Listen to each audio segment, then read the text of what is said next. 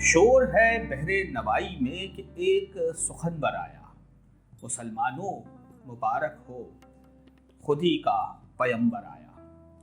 नवंबर का आगाज होता है तो हमारे जहन में एक शख्सियत का खाका उभरता है, और वो शख्सियत है हकीमुल उम्मत अल्लामा मोहम्मद इकबाल रहमतुल्लाह अलैह। कौन इकबाल? इकबाल एक जहां का नाम है, इकबाल एक फिक्र का नाम है, इकबाल एक शख्सियत और उस शख्स का नाम है जिसने सोती हुई कौम को जगाया। और क्या खूब कहा कि मेरा तरीक अमीरी नहीं फ़कीरी है, खुद ही ना बेच गरीबी में नाम पैदा कर। हज़रत इकबाल रहमतुल्लाह अलैह 9 नवंबर 1877 को उस वक्त पैदा हुए जब पूरी कौम सो रही थी। 1857 की जंग आज़ादी के बाद मुसलमान मुंतशिर थे, मुंतशिर तो थे मगर मुंतशिर भी। यही वो दौर है जब हिंदुस्तान में मुसलमानों के रहनुमा और कायदीन पैदा हो रहे थे। उससे एक साल कबल बानी पाकिस्तान कायद आज़म मोहम्मद अली जिन्नाह रहमतुल्लाह अलैह ने भी आंखें खोली थी 1876 को। इकबाल ने 1877 को जब आँख खोली तो सियालकोट का मोहल्ला था, कश्मीरी मोहल्ला था, और एक ऐसी शख्सियत के घर में आंखें खोली जिनका नाम था शेख नूर मोहम्मद। अब बात क्या है कि उनके वालिद, बड़ी दिलचस्प बात बताऊंगा कि उनके वालिद अनपढ़ सूफी के नाम से मशहूर थे। मतलब उन्होंने दुनियावी तालीम हासिल नहीं की थी, मगर शऊरी तौर पर वो इतने पुख्ता थे कि और उनकी अल्लाह ताला से उनका जो रब्त था वो ऐसा था कि कहते हैं कि पूरे सियालकोट में उसकी नज़ीर नहीं मिलती थी। फिर क्या होता है, एक बड़ा दिलचस्प वाक़या ज़रूर सुनाऊंगा और ज़रूरी समझता हूँ सुनाना, कि उनके वालिद ने कुछ माशी परेशानियों से तंग आकर बैंक में मुलाजिमत इख्तियार कर ली। तो अल्लामा इकबाल रहमतुल्लाह अलैह की वालिदा अलग से उन्होंने एक बकरी खरीदी और उसमें कहा कि उसकी कमाई उस बकरी में नहीं है। इकबाल को दूध उस बकरी से पिलाती थी कि कहीं कोई हराम या मशकूक माल इकबाल की तख्लीक और इकबाल के वजूद में ना जाए। तो फिर देखें, ऐसी ही फिर शख्सियात जन्म लेती है। फिर हज़रत इकबाल रहमतुल्लाह अलैह ने इब्तदाई तालीम जब हासिल कर रहे थे, पहले घर पे आगाज़ किया, फिर स्कॉच मिशन स्कूल में गए। तो बचपन की बात है, उनके वालिद एक दफ़ा देख रहे थे, अच्छा इकबाल को बचपन ही से कुरान पाक से वालिहाना इश्क था। एक दिन आप तिलावत कर रहे थे नमाज फजर के बाद, उनके वालिद घर में दाखिल हुए। इकबाल से पूछा कि बेटा क्या पढ़ रहे हो? उन्होंने कहा कुरान शरीफ पढ़ रहा हूँ। ये कहकर वालिद साहिब तो अंदर चले गए। इकबाल देखें 8 साल के हैं।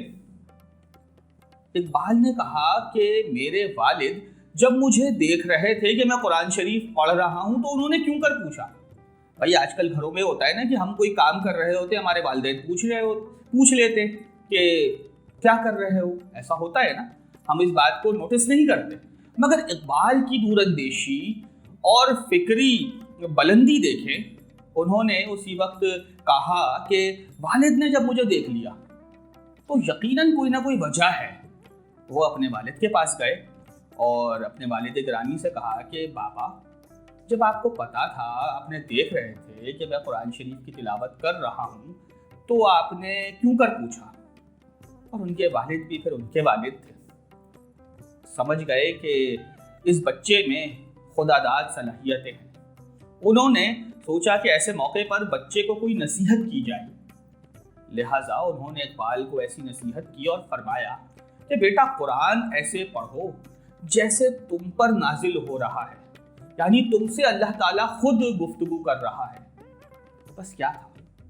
फिर इकबाल का ज़ाती मुलाजिम अली बख्श कहता है कि इकबाल जब कुरान पाक की तिलावत करते थे इतना ज़ारो कतार रोते थे कि उसे कुरान शरीफ को सुखाने के लिए रखना पड़ता था। ये है इकबाल और ये है कुरान की रोशनी जिसने एक शख्स को शख्सियत बनाया। इकबाल रहमतुल्लाह अलैह ने मैट्रिक में इम्तियाजी नंबर हासिल किए और फिर लाहौर आ गए, जहाँ पे गवर्नमेंट कॉलेज लाहौर से उन्होंने इंटर किया, फिर ग्रेजुएशन किया, اور گریجویشن میں بھی انہوں نے BA میں فارسی میں پورے پنجاب میں اول پوزیشن حاصل کی، پھر MA کی سند حاصل کی۔ اچھا، اسی دوران اقبال کی شخصیت میں شاعرانہ صلاحیتیں آنا شروع ہو گئی تھیں۔ اقبال ابتدا میں اشعار لکھتے تھے جو عمومی نوعیت کے ہوتے تھے، اس میں ایک فکری بے چینی بھی ہے اور آسمان اور بلندیوں کی طرف نگاہیں بھی، مگر اقبال کی منزل ابھی یہ نہ تھی۔ اقبال نے پہلی نظم جو مجمع عام میں سنائی وہ تھی نالہ یتیم، اور انجمن حمایت اسلام کا جلسہ ہوتا تھا۔ انجمن حمایت اسلام کی تاریخ بھی بڑی شاندار ہے کہ 1857 کی جنگ آزادی کے بعد کچھ مسلمانوں نے، جن کی تعداد 6 یا 7 تھی، مل کر یہ فیصلہ کیا تھا کہ مسلمانوں کی تعمیر و ترقی کے لیے کچھ کیا جائے اور ان کو کسی ایک پلیٹ فارم پر یکجا کیا جائے۔ اس کے لیے لاہور میں سالانہ جلسے ہوتے تھے جس میں ہند بھر کے مسلم زعما آتے تھے۔ اقبال نے اس مجمع میں پہلی دفعہ اپنی نظم نالہ یتیم سنائی، جس کا یہ شعر بہت مشہور ہے کہ یہ شہادت گہے الفت میں قدم رکھنا ہے، لوگ آسان سمجھتے ہیں مسلمان۔ تو وہ نظم جب مجمع میں تقسیم ہوئی اور اس کی قیمت 2 روپے تھی، تو وہ نظم، چونکہ وہ نظم اس لیے فروخت ہوتی تھی تاکہ جو اس کی آمدنی ہے وہ انجمن کے لیے مطلب بطور فنڈ وہ اس میں شامل ہو جائے، تو اس کو خریدنے والے ان کے والد بھی تھے۔ تو اس طرح اقبال ہند بھر میں مقبول ہونے لگے، مگر ابھی بہت سفر طے کرنا تھا۔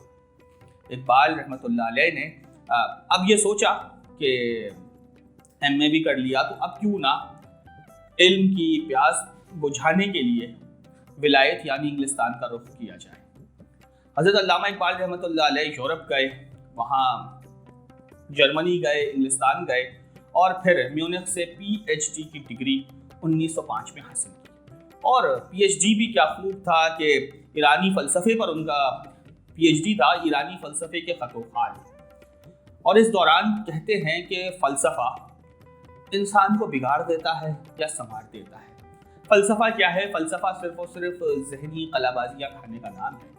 مگر اقبال رحمۃ اللہ علیہ جب یورپ جا رہے تھے تو اس سے پہلے آج کل ہمیں کوئی یورپ بھیجے ہم تو بس آپے سے باہر ہو جائیں کہ یہاں سے ہمیں اسکالرشپ بھی مل گئی ہے، اب ہمیں جانا ہے اور اپنا لائف اسٹائل بدلنا ہے۔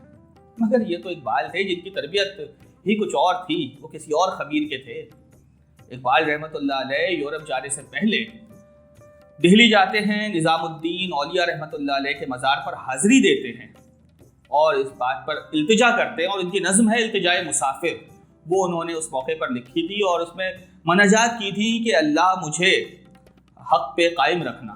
یہی وجہ ہے کہ جب اقبال یورپ میں پڑھ رہے تھے تو ان پر اسلام کی حقانیت اور روشن ہونے لگی، اور بجائے وہ یورپ سے متاثر ہوتے۔ ناظرین، بڑی اہم بات ہے کہ اقبال اس دور میں یورپ گئے جب پورا عالم اسلام مغرب کا غلام تھا، کوئی بھی ملک آزاد نہیں تھا۔ بیمار ایک مرد بیمار یورپ کا کہلاتا تھا ترکی، وہ بھی اپنی آخری سانسیں لے رہا تھا۔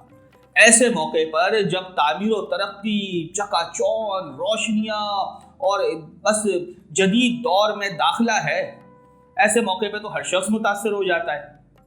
مگر اقبال کیا کہتے ہیں؟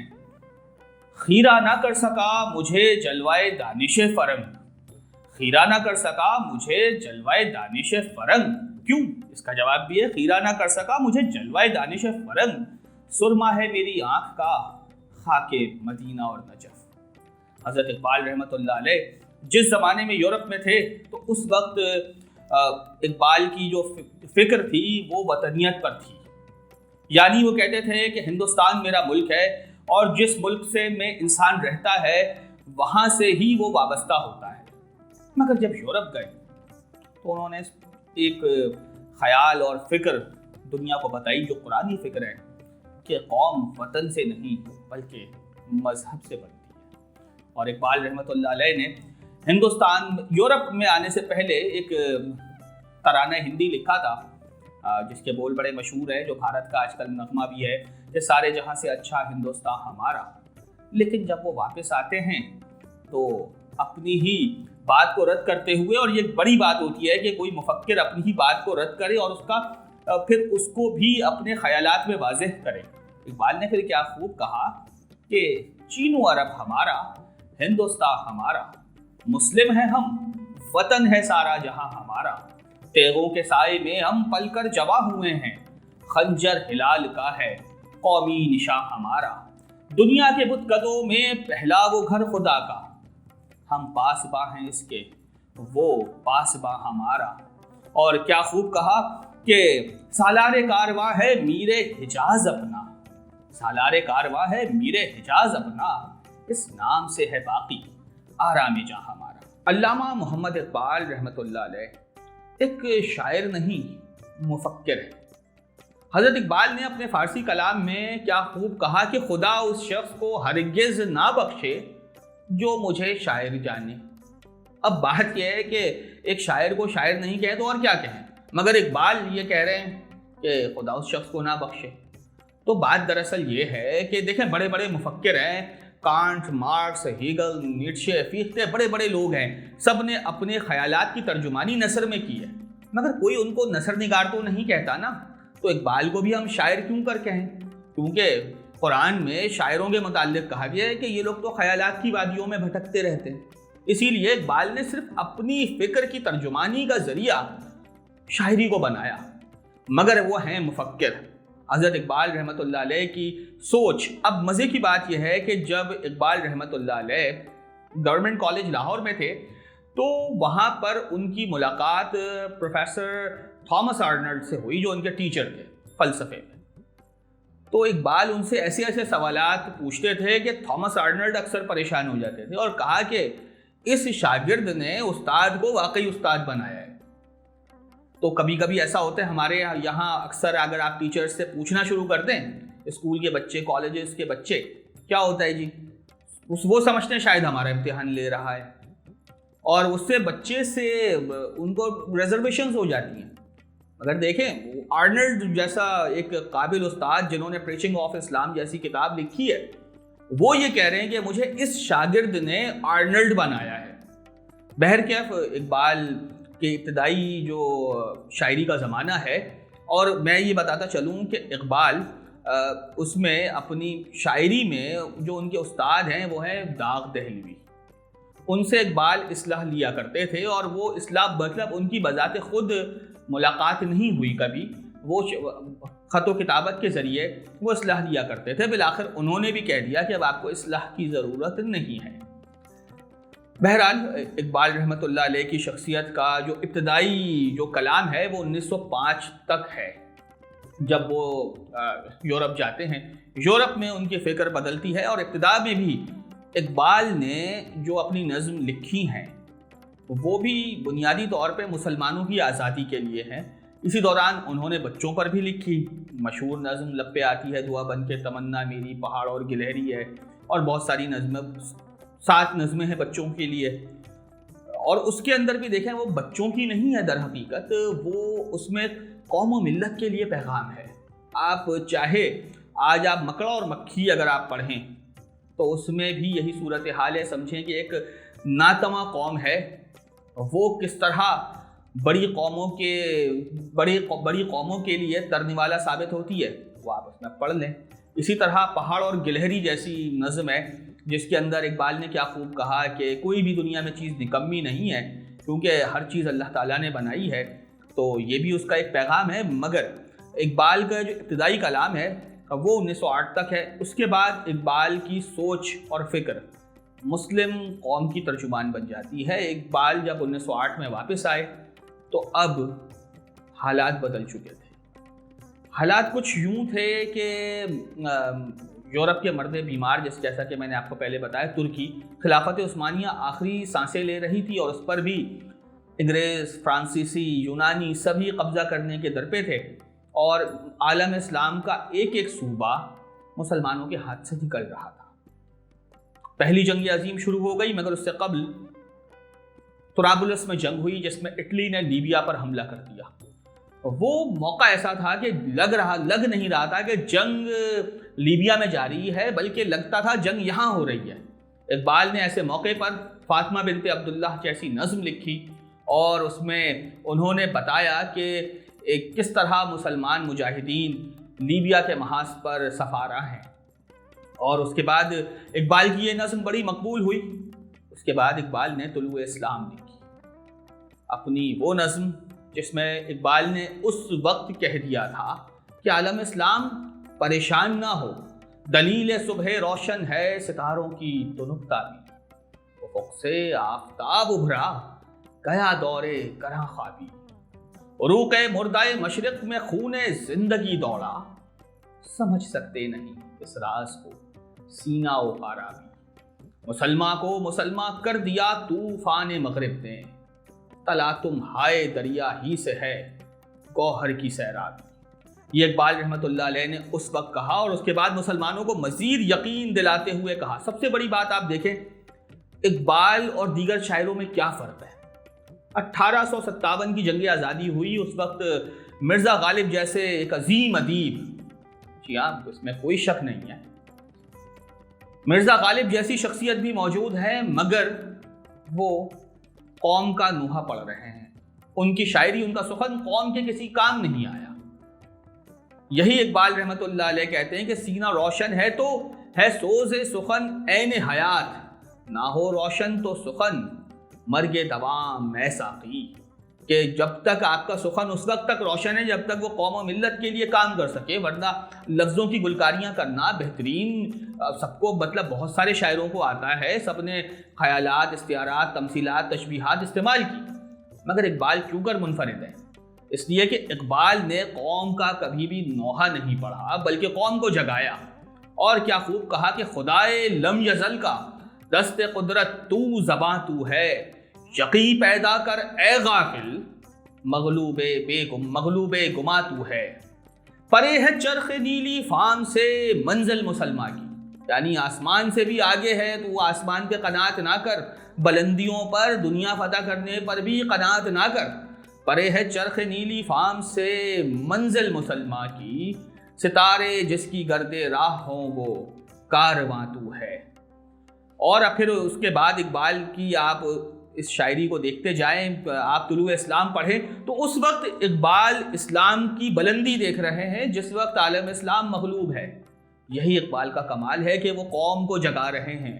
اس سے قبل شکوہ جواب شکوہ جیسی نظم لکھی، کیا کمال ہے، جس میں ایک مسلمان کی ترجمانی کرتے ہوئے اللہ کے حضور بہت ہی مؤدبانہ انداز میں، بہت ہی عجز و انکساری کے ساتھ اقبال نے شکوے کیے کہ میرا اے خدا شکوائے ارباب وفا بھی سن لے، اگر ہم سے تھوڑا سا گلا بھی سن لے۔ پھر کیا ہوتا ہے، جب اقبال نے شکوہ لکھا تو بہت سارے لوگ ان کے خلاف بھی ہوئے، مگر اقبال نے پرواہ نہیں کی اور موقع دیا کہ لوگ اس کا جواب بھی لکھے۔ لوگوں نے لکھے مگر وہ جگنوؤں کی چمک سے زیادہ دیر پا ثابت نہ ہوئے۔ پھر اقبال کو خود ہی جواب شکوہ لکھنا پڑا، اور اقبال نے اپنی نظم کا اختتام ایک ایسے شعر پر کر دیا جو قیامت تک دائمی ہے کہ کی محمد سے وفا تو نے تو ہم تیرے ہیں، کہ جہاں چیز ہے کیا لوح و قلم تیرے ہیں، یعنی دنیا بنائی ہی مسلمانوں کے لیے ہے۔ یعنی مسلمان قوم کی مثال ایسی ہے، اس دلہا کی سی ہے جو جا رہا ہے اور باراتیوں سے پوچھ رہا ہے کہ بھائی آگے کھانا ملے گا؟ وہ لوگ باراتی بولیں گے بے وقوف تمہاری وجہ سے تو ہم کھائیں گے۔ تو بات یہ ہے کہ مسلمانوں کے لیے اللہ نے دنیا بنائی، ہم یہی پریشان ہیں کہ ہمارے ساتھ یہ مسائل ہیں، معاشی بحران ہیں، بہت سارے بحران ہیں۔ اقبال نے اسی لیے کہا کہ اپنی فکر کو بلند کرو، اور پھر اقبال نے اپنی فکر خودی دنیا پر عیاں کی۔ خودی کیا ہے؟ خودی کیا ہے راز درون حیات، خودی کیا ہے مستی کائنات، خودی کا نشے من تیرے دل میں ہے، فلک جس طرح آنکھ کے دل میں ہے۔